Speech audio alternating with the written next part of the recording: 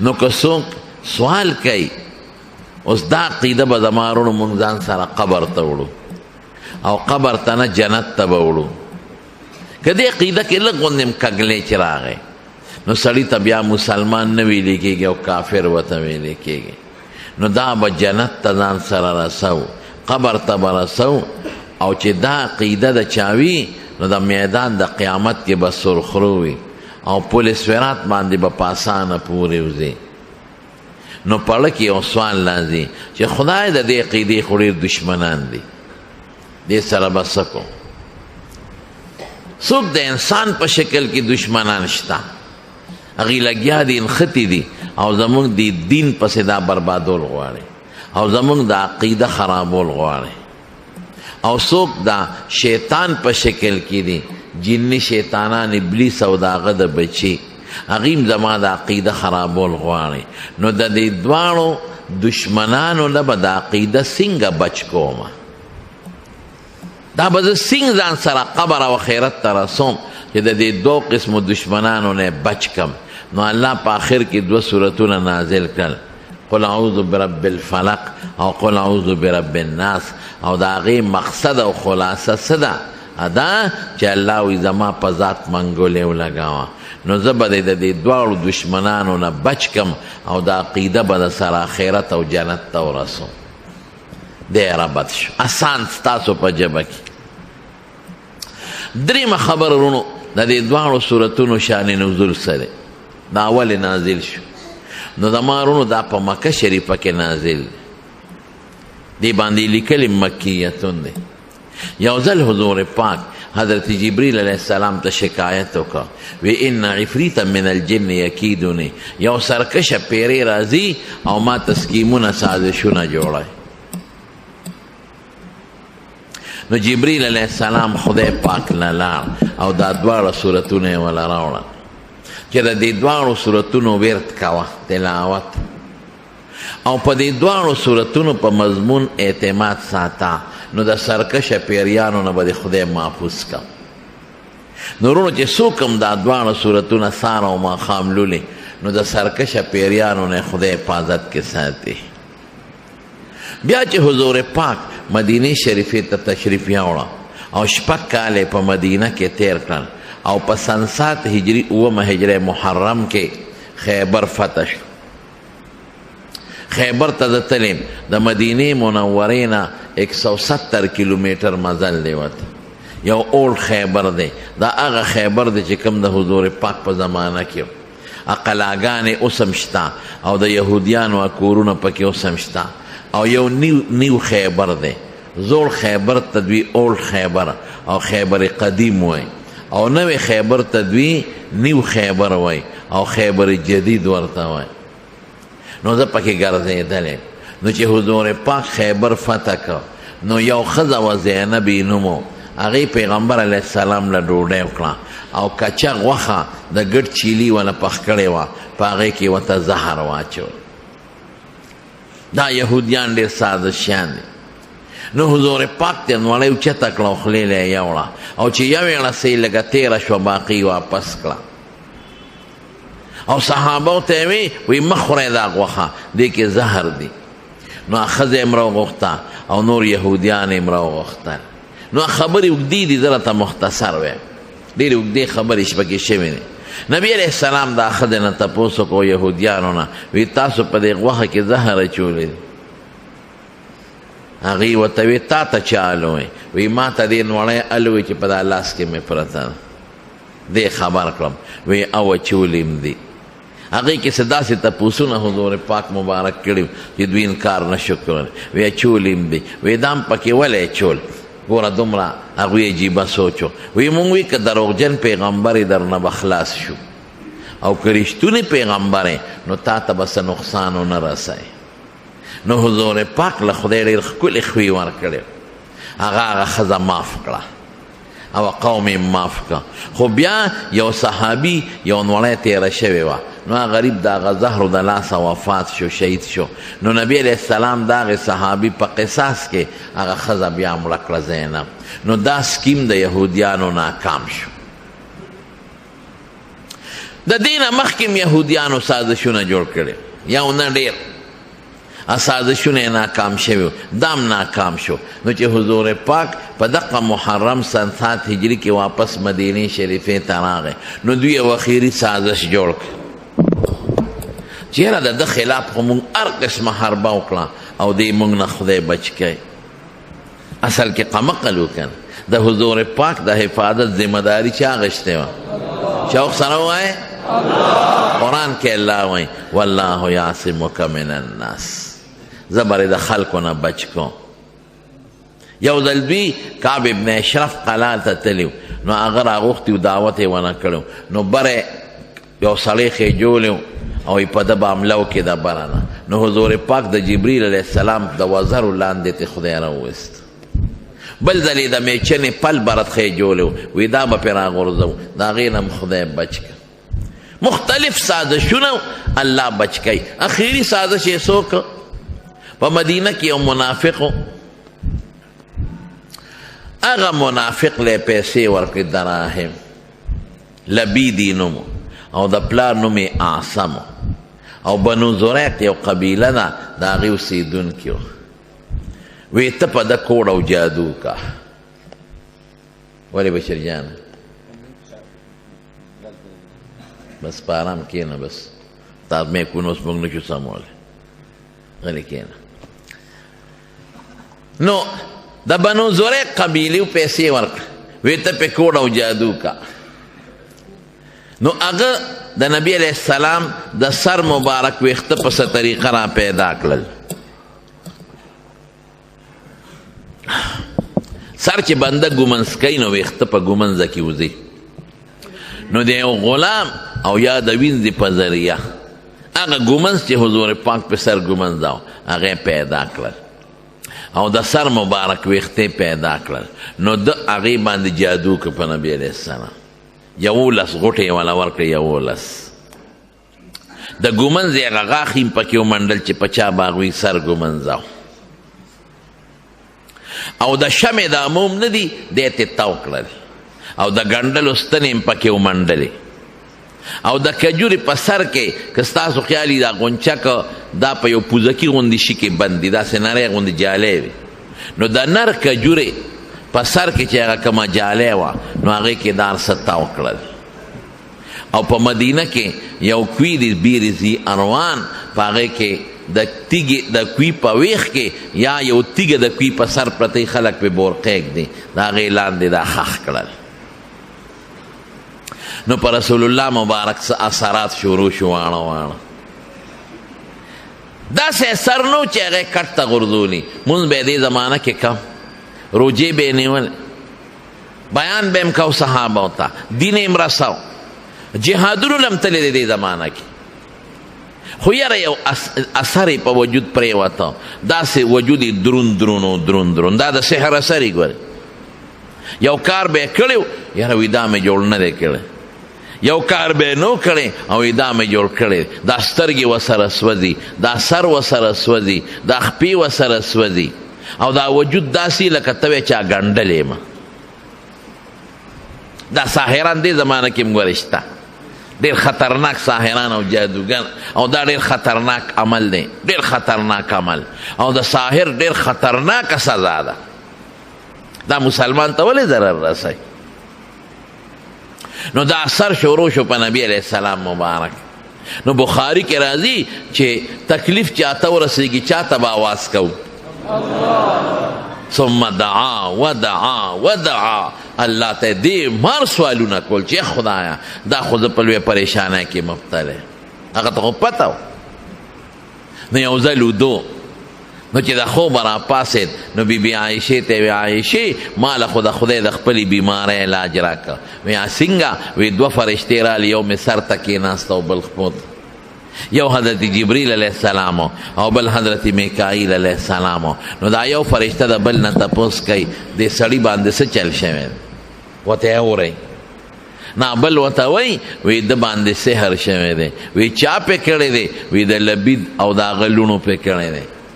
وی پس کې کړی دی وی دی سر مبارک په ویښتو کې او د ګومنځې په غاښې کې او د ګنډلو ستنې پکې منډلې دي او د شمې موم یې تې تو کړي دي او یو ګوډاګي یې تې د پیغمبر علیه السلام په شکل جوړ کړی او دی کم ځای ښخه کړې ده دی بیریدي اروان کوي کې د هغه تیږې لاندې دا به په څه ختمیږي نو دا دواړه صورتونه یې ورته وښول قل اعوذ برب الفلق او قل اعوذ برب الناس ګوره د پیغمبر او زمونږ په خوب کې فرق دی د انبیاو متعلق نبی علیہ السلام فرمایي تنام اعینهم ولا ینام قلوبهم د هغې سترګې اوده وي خو زړه یې بیدار نو دی ورته ټولې خبرې واورولې د پیغمبر خوب وحی مې ګورې زمونږ د خوب په شان دی نو چې پاسېده نو هغه کوی لاله ځان سره صحابه واغشتل نو کوډه جادو یې راوویسته نو چې راویویسته نو هغه د شمې موم یې ترې وغورځول د ګنډلو ستنې یې ترې وغورځولې د پوزکي هغه غلاف د کجورې د سر هغه یې ترې وغورځاو هغه ویښتې راوویستل نو دی ولې 11 غوټې ورکړې وې نو روڼ چې ویښته له څوک غوټه ورکړي نو د دنیا غټ انجینیر او ساینسدان به هم کولونه کړي هغې ته نوک یا څه شی نه غړمیږي چې ته یې کولاو کې رسول الله مبارک به قل اعوذ برب الفلق چف به یې کړې نو یو غوټه به کولاو شوه من شر ما علق نو چې چف به یې کړې نو ما خلق نو بله غوټه کولاو شوه نو 11 آیتونه د دې شپږ د یو صورت او 15 د بل نو ټولې غوټې خدای پاک کولاو کړې نو چې واپس راغی نو بیبي عایشې ته وی عایشې وی زه خو وجود مې داسې سپک شو لکه چا چې څه شی تړلی او پرېنیځي داسې مې وجود سپک شو وی عایشې که هغه کوي دي ولید چې کومه کې دا کوډه ښخه وه الله اکبر وی د هغې اوبه داسې وي لکه نکري دي چې څوک خشتې کړي ټینګې څښاب وی کوي او د کوي په غاړه چې کوم باغ دی ولیده چې دا کوډه پکې ښخه وه د هغې سرونه داسې وو چې ډېر بد شکله کأن رؤوسها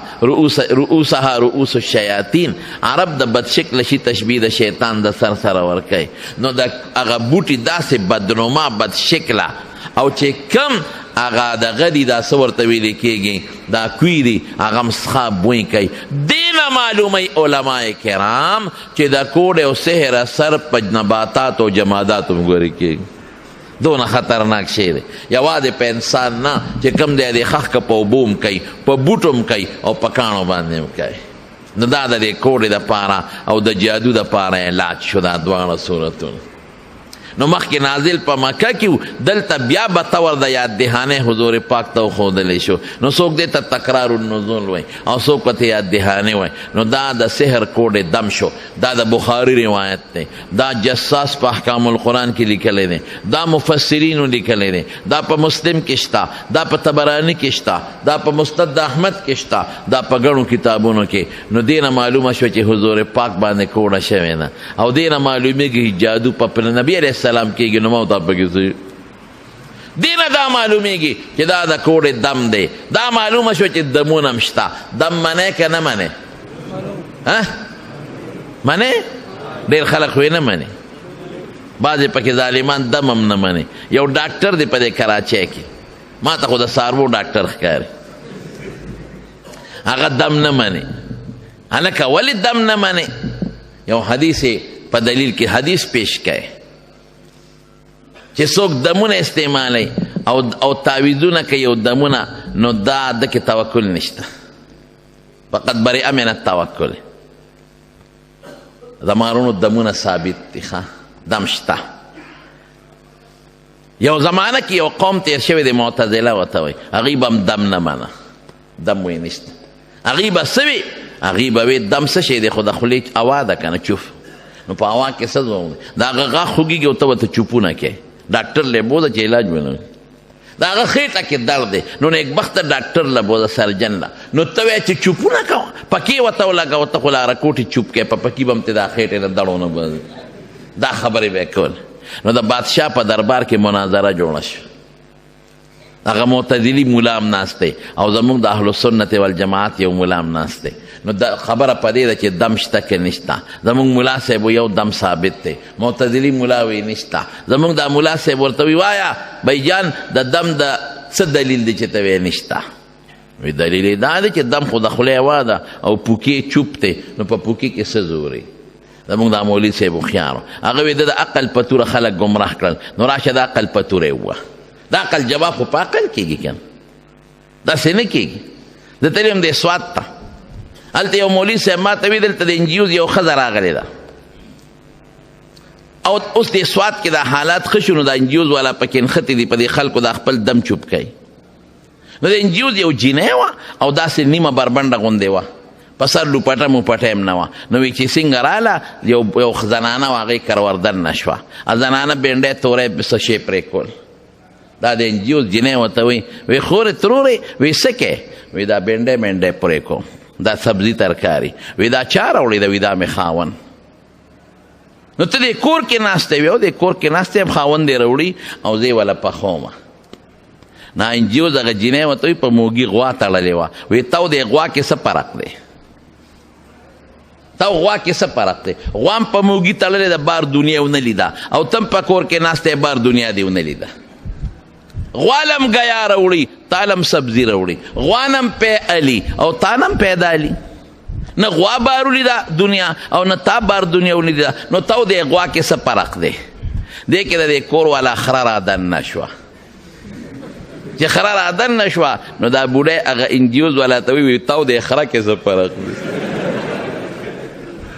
دا خرم بار ګرځي او تم بار ګرځي دې کې هم پړې نشته او تا کې هم پړې نشته دم په ډیرانونو ګرځي او تم په ډیرانونو ګرځي تم ګندګي رو پسې ګرځي دیم بار دنیا ولیده او تام بار دنیا ولیده نو تا د خره کې څه فرق دی وی زمړې ته په څه پوهېږي او یو تختې ده نو د عقل دلیل خو به په عقل وی که نه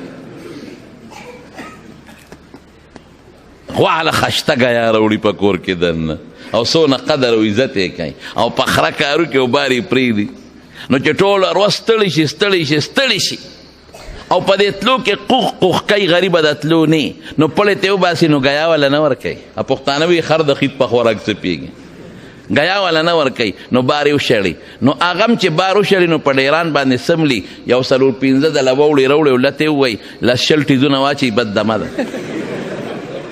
صرف په ټیزونو دمه کېږي نو د عقل جواب به په عقل کې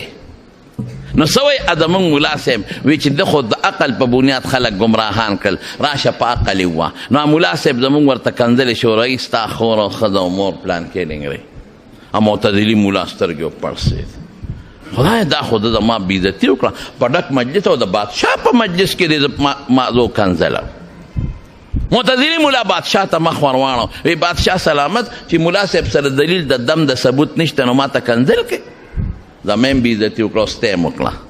په دې مجلس کې چې ستا کور کې ما ته کنځل وکړه ستا دربار کې خدای ستا بېعزتي وکړه نو بادشاه هم غوسه شو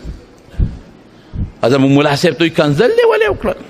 دلیل نشته نو کنځل کې او سرمن دی وباسم دا خو تا زما د دربار بېعزتي وکړه زما مخکې سړی کنځې ملا صاحب ورته وایي وی صاحب ولې غوسه شوې